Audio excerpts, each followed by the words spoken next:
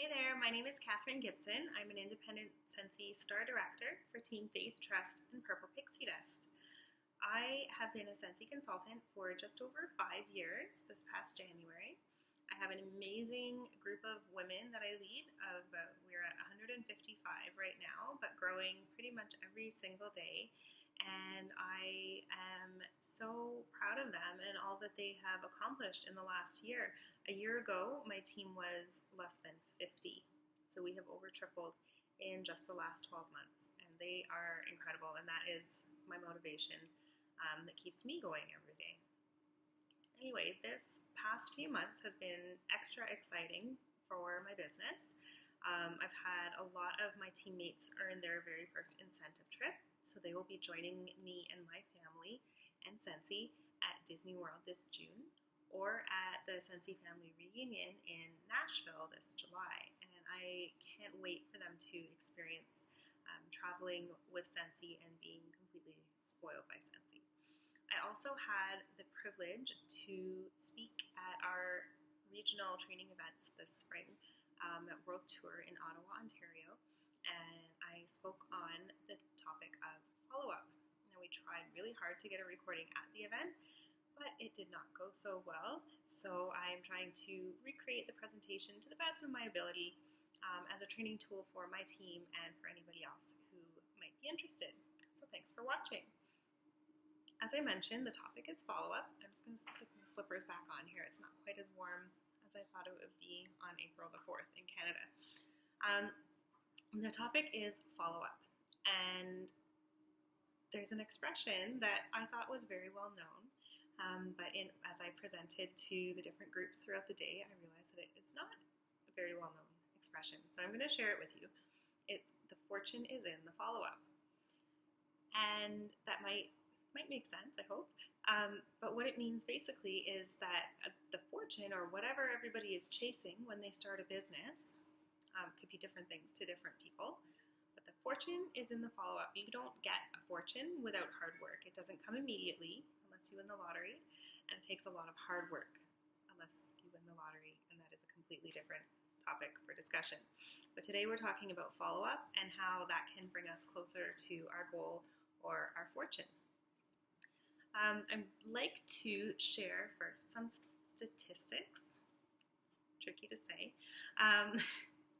And I'll try and say them slowly because for me they were more impactful when I could see them. So I'll try and say them slowly so you can write them down if you'd like. So these are sales statistics. Say that 10 times fast. So the first one is that 48% of salespeople never follow up with a prospect. So that is like handing somebody a catalog and saying, have a great day, and never ever talking to that person again. Or that's the equivalent of leaving a sample or a card on a table somewhere and hoping that somebody might pick it up and call you.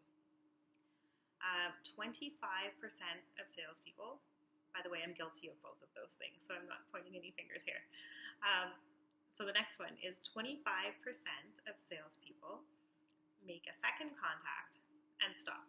So you get 2 chances, then you're out. No more chances to buy.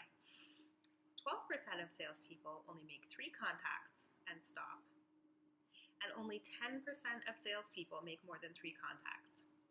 So hopefully you're one of those 10% of salespeople or Scentsy consultants or whatever product you sell who stays in touch with your prospective customers or hosts or teammates more than 3 times. Because the sales statistics are very telling. So it says here that only 2% of sales are made on the first contact.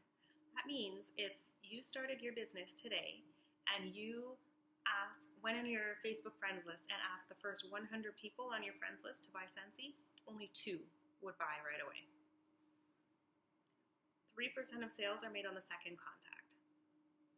5% of sales are made on the third contact, 10% of sales are made on the fourth contact, and 80% of sales are made on the 5th to 12th. I don't even have enough fingers. 5 to 12 times. I don't know if you follow up. 5 to 12 times. I have a little guy upstairs calling me. I'm just going to pause this and I'll be right back. Okay, I'm back. Sorry about that. That's one thing that I love about my job too, is that it's flexible and I can pause the video and go take care of my kids. Anyway, so the last statistic that I read was that 80%, that is the vast majority of sales, are made on the 5th to 12th contact. We're not even talking about sponsoring or getting people to host parties, just to buy. You need to follow up 5 to 12 times. Yeah, I think that speaks for itself. So I'm not going to talk about that anymore. Let's talk about defining what a fortune is, though, because a fortune can be different things to different people. If you're like me, I started my business with no intention of building a business. I started my business to be a hobby. I had just lost a child 6 months earlier. I was depressed, I was grieving, and I just wanted a fun distraction. So how much money I would make did not cross my mind at all for a couple of years after. But anyway, that's not part of this breakout. We're just going to choose an arbitrary number of $500 a month because that is a good number. I think most people could use $500 for something good. There goes my dog. Somebody must have walked by outside. So $500 could go a long way. It could be a car payment. It could go a long way towards a mortgage or a rent payment. It could pay some utilities. It could go towards a vacation fund, anything. There's so much that you could do with that amount of money. So to do the math, if you decide, hey, I want to earn $500 a month, Scentsy has actually made it almost impossible to make only $500 a month because based on our 25% commission rate, if you're a certified consultant or above, you would earn $500 commission if you sold 2,000 PRV. However, Scentsy is tricky and always has something fun up their sleeve because if you do sell 2,000 PRV in a single month, you actually get a little raise to 30% commission for that month, meaning your commission would be $600. But then again, in Canada, we have that fancy thing called a peg rate, which means our commission then gets multiplied by 1.2. So your $600 commission check would become $720. So does $720 a month sound like a good fortune to you to start with at least? Yeah? Yeah, me too. I keep raising my hand because I was doing that for a show of hands at the breakout. My apologies. Okay, so your first thought may be, how in the world am I going to sell 2,000 PRV even once, let alone every single month? And I will remind you that the first point we mentioned was that fortune is never immediate unless you win the lottery, and it takes work to earn a fortune unless you win the lottery. So bear with me while we do a little bit more math. The home office gave me these numbers, so I know they're right. You don't have to trust me. So we're working with an average customer order of 40 PRV. That's the average. Most people will order 40 PRV. So working with that, to get 2,000 PRV in a month, you would need 50 customer orders. Excuse me, because 50 times 40 equals 2,000. So that might sound like a lot of customers. But if you did, say, 4 home parties and maybe a couple of basket parties, 50 orders would be right on target. Most customers will order twice a year, say in the fall and the spring catalog. So if you count on each customer in your database or contact tab or file folder, however you keep track of your customers, count on each of them ordering 40 PRV 2 times a year, you can make this 2,000 PRV a month work with 300 customers. Excuse me. And don't expect that you're going to have 300 customers in your first month or 6 months or even year. It does take time to work up to this, but bear with me. So yes, you will work up to it by having consistent parties and by word of mouth and by following up with people who have ordered from you. And we're going to get to the follow-up now. We're going to talk about a system that works. It works really well. It's very simple, and it will help you to keep track of people who have already ordered from you so that you're not always chasing down new customers, because you could go find 50 new people every month, but why would you bother if you could call people that you already know love the product and have them order again? So we're going to talk about a system. It's called the 2-2-2 system.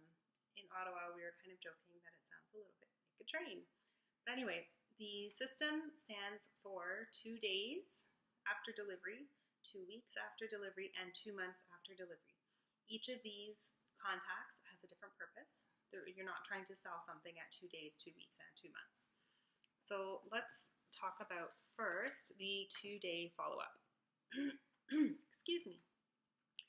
2 days after you deliver your customer's order or deliver the party to the hostess, or you see online on the tracking that the order has been delivered, you're going to call, ideally, or text if you absolutely can't call, and ask your customer if the product meets their expectations. So that could sound like, hey Mary, have you plugged in your new warmer yet? Or, hi Susie, which fragrance are you enjoying best so far at your place? Or where did you put your new diffuser? You could even ask them to post a picture of their new product on Facebook or social media and to tag you, which means that will get your name and picture of your product that you sell in front of more people. But anyway, in either case, the 2-day follow-up is simply a customer service call. You just want to make sure that they're happy with the product. Because often what happens is you'll deliver it, they'll put it down and walk into their house and just forget about it. I've done that with things that I've bought, and I had a customer who had her warmer in the box for months, and I would ask her every week, have you opened it yet? No, I have to do that.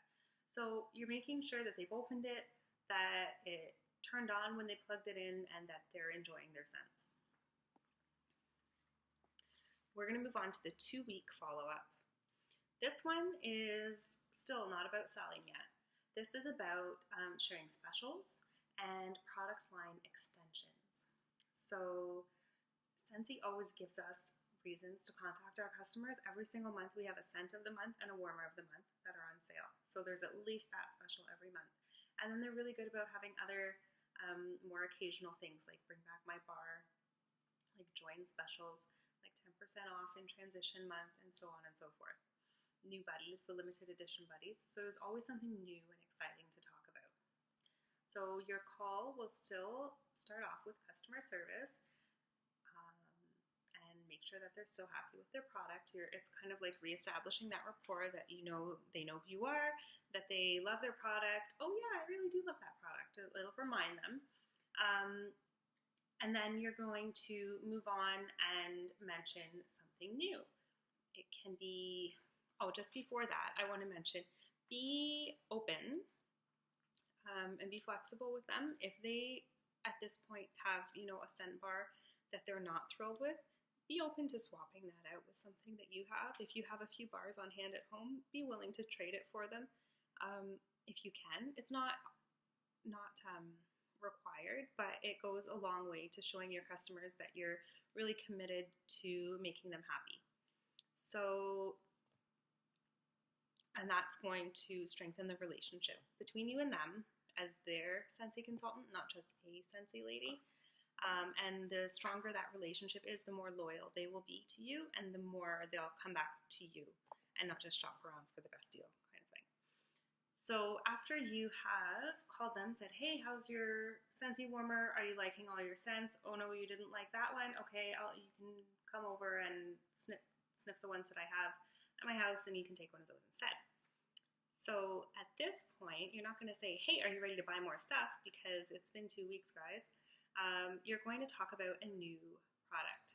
So at the time of World Tour, when I originally presented this breakout, we were given, for the first time, little like flat pack samples of laundry products and skin products and groom products. So we were encouraged to use those as a reason to contact our customers.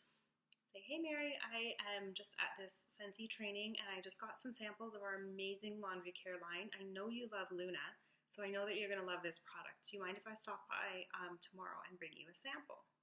Okay, you're not selling her anything. You're actually giving her something free. You already know she loves Luna. So it's unlikely that they'll say no at this point. It doesn't have to be those samples. It can be samples that you've made. I make samples every month of scent of the month. Most people, I think, do the same. You could just say, you know what, I just made samples of the scent of the month. It reminds me of Aussie Plum. I know you love that scent. Can I drop a sample off, or can I pop one in the mail for you? Okay, most people will say yes to a free sample. Now, just briefly, you don't need to, mail things. You can meet up. If you can talk to them in person, face to face, that's ideal because, again, that strengthens the relationship. If you don't have time or if they're not local, that's all right too. I know some people had talked about like a drop-in dash kind of thing where they would deliver the little sample and take a picture of it and text it to the person. That could come off as borderline stalkerish. So be careful. You know your customers best, so do what you know that you and they will be comfortable with. But you can have fun with it. And basically the 2-week contact is again a customer service and a product line extension. You want to get something else into their hands because at this point they likely at their first purchase ordered a warmer and bars, so they will eventually need more wax. But why not expand their exposure to Scentsy into the other lines, because all of our lines have consumable products, so why not increase that amount that they'll be spending with you in the future? And don't worry if they say no thanks at this point. Just let them know that they're one of your best customers, or as your valued customer, you'll check in from time to time. So that brings us to the 2-month follow-up, and this is the time that you want to get a reorder. If their first order included wax or laundry or clean or skin or groom, chances are they'll have used it up or be getting to the bottom of the package by 2 months. So you can always lead, if you feel uncomfortable asking for an order, you can lead with scent of the month or a sample again. You can say, hey Mary, it's been a couple months since your last order. I wanted to check in and see which of the scents you like best so far. I also wanted to let you know that I made some samples of our newest scent and I have one just for you. I was hoping to stop by soon and drop it off. First, I wanted to make sure you didn't run out of anything that you might need more of. Do you need any refills before I come by? So it's just friendly. I want to make sure you're not out of wax because friends don't let friends run out of wax, right? And tie it all together with delivering the sample. It could also be something like, hey Susie, how are things? It's been a couple of months since your last order. Are you still loving apple s'mores? Are you ready for more, or do you want to try a new spring scent? So if they say yes, they're ready for more, either take an order or arrange a coffee sniff date, or maybe even a party or a basket party. I'm getting out of breath talking so fast. So this is also a really good time to listen for cues. If they are placing an order and they're ordering several warmers and tons of bars, it's a good time to talk about hosting or even joining. So just train yourself to listen for those kind of cues as well in your follow-up, because maybe they only made a small order or purchase the first time, but maybe they're going to be your next rockstar teammate. That has happened to me and to tons of people. So don't limit yourself because you're uncomfortable with having a conversation. So then, of course, we had practice time where people practice the conversations, trying the 2-day, 2-week, and 2-month conversations. And then we pulled out our World Tour workbooks and made a list of customers who would like the particular samples that we had received that day. And then we spent some time, spent some time contacting those people and offering them the samples and practicing our follow-up.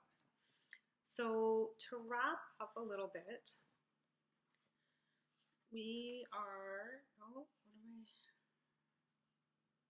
it's been a couple of months since I've done this, bear with me.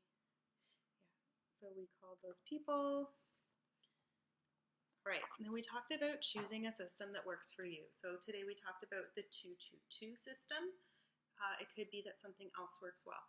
Other people wanted to see what the 2-2-2 looked like. One really easy idea shared by another consultant, Megan Merlin. She has a video on YouTube as well called Organize Your Scentsy Orders. She uses just a little binder like this. And these inserts, these clear inserts, marked with 2 days, 2 weeks, and 2 months. And this is actually the actual product from Staples. Hopefully that helps. This is Canadian. I don't know if it makes a difference, but it came in a pack of 3 and it fit the Scentsy Family Store binder really well. Just totally nailed myself in the face. So anyway, how that would work is as you deliver orders, you would then put the white copy of the order form in the 2-day pocket and probably mark down on a sticky note what day the second day is, and follow up with them. And then once you've done that call, you'd move it into the 2-week folder and then into the 2 months. And then I have blank forms in the back because at the 2-month call is when you're wanting to get a reorder. So you're then going to probably remove that old form and put these ones right into the front pocket again and do it all over again. Another system that is similar, I think she uses more of a, excuse me, a 3-month schedule. Christina Steinbrook has a video on YouTube as well called Scentsy Customer Follow-Up System. And she has like a plastic filing bin with hanging folders, one for each month of the year. And then every party or basket party she submits, all the orders go into like a 5x7 manila envelope and gets labeled with the person's name, and it goes in the corresponding month so that when it's, you know, April, she can go back to January and call all those parties and so on. But those are both on YouTube as well to find. Whatever you choose, choose something that is going to work for you and that's going to be sustainable, because that is how you're going to keep doing it. If it's really complicated and has all kinds of steps and all kinds of papers and costs a lot of money to buy all this stuff, then you're not going to stick with it and it's going to be discouraging. Keep it as simple as you possibly can. Tweak it to whatever works for you and then make sure that you do it and stick with it. So we finished by asking for commitment to have 25 follow-up conversations in the next month and to get a buddy. So I encourage you, if you're watching this as a video, to share the video with a friend and ask them to be your accountability buddy. Commit to each other that you'll each have 25 follow-up conversations with customers or with people who haven't even ordered yet.